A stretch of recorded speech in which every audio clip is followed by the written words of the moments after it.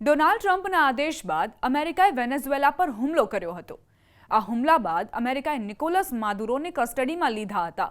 ભૂતપૂર્વ રાષ્ટ્રપતિ હવે ડ્રગ હેરફેર સહિતના આરોપોમાં કેસનો સામનો કરી રહ્યા છે।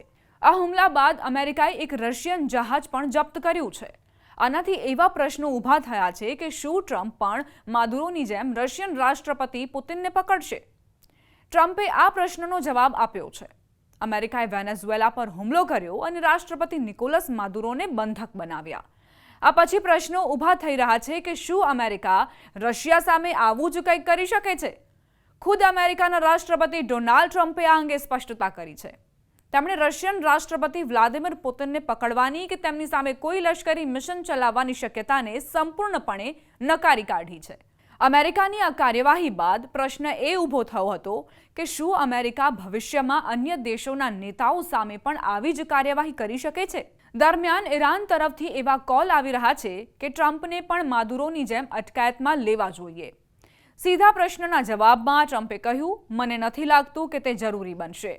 તેમણે એમ પણ કહ્યું કે ભૂતકાળમાં પુતિન સાથે તેમના સારા સંબંધો હતા, પરંતુ હવે તેઓ તેમનાથી ખૂબ જ નિરાશ છે।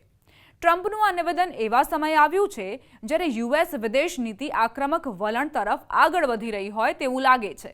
અમેરિકાએ રશિયન શેડો શિપને કબજે કરી લીધું છે। અગાઉ અમેરિકન સૈન્યએ લશ્કરી કાર્યવાહીમાં વેનેઝુએલાના ભૂતપૂર્વ રાષ્ટ્રપતિ નિકોલસ માદુરોની અટકાયત કરી હતી। બાદમાં તેમને તેમના પત્ની સાથે અમેરિકા લઈ જવામાં આવ્યા હતા। માદુરો અમેરિકામાં ડ્રગ્સની હેરફેર અને હથિયારો સંબંધિત ગંભીર આરોપોમાં કેસનો સામનો કરી રહ્યા છે। આ ઘટનાએ વૈશ્વિક સ્તરે ચર્ચા જગાવી છે કે શું અમેરિકા હવે નેતાઓને સીધી ધરપકડ કરવાની નીતિ અપનાવી રહ્યું છે? દરમિયાન ટ્રમ્પ વહીવટી તંત્રે સંકેત આપ્યો છે કે ભારતને વેનેઝુએલાના તેલ ખરીદવાની મંજૂરી આપવામાં આવી શકે છે। વ્હાઇટ હાઉસના એક વરિષ્ઠ અધિકારીએ જણાવ્યું હતું કે અમેરિકા એક નવા માળખા હેઠળ ભારતને વેનેઝુએલાના ક્રૂડ તેલ ખરીદવાની મંજૂરી આપવાનું વિચારી રહ્યું છે।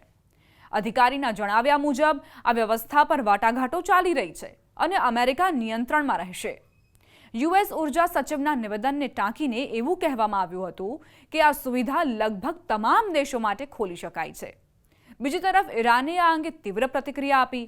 ઈરાનની સાંસ્કૃતિક ક્રાંતિની સુપ્રીમ કાઉન્સિલના સભ્ય હસન રહીમપુર અઝઘાદીએ ટ્રમ્પને ખુલ્લેઆમ ધમકી આપી છે। તેમણે કહ્યું કે ઈરાને ટ્રમ્પ સાથે એ જ વર્તન કરવું જોઈએ જે રીતે અમેરિકાએ માદુરોને પકડ્યા હતા।